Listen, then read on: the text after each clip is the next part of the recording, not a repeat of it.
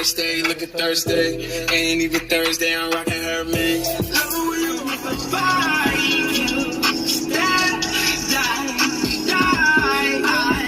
Morning, YouTube. Morning.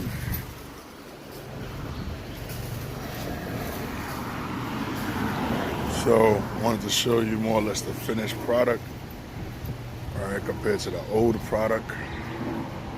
This is kind of what we did. I dismantled this car, and then junkyard should be picking it up this week. And this would be the finished product of the car that's running.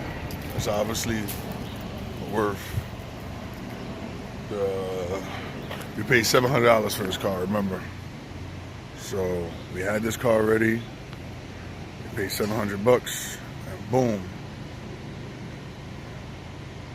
that's the car that we get. We got to go from that to that with $700.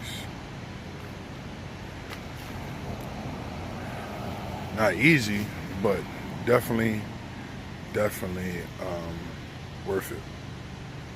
And we have all the extra parts. Take out whatever I need, whatever extra I already took it out. It's in the trunk of this one. And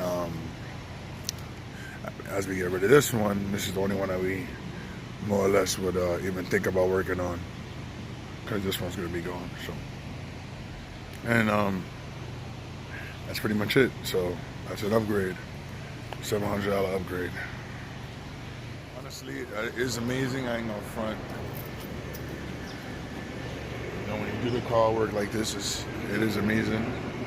It's pretty cool, and it's definitely worth it. So for $700, we upgraded a car entirely. You know,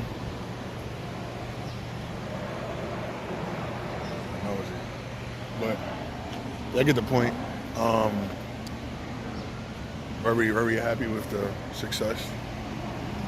And it's not that hard. It's just more or less getting out there and doing it. And it took me about 2 weeks total, I think.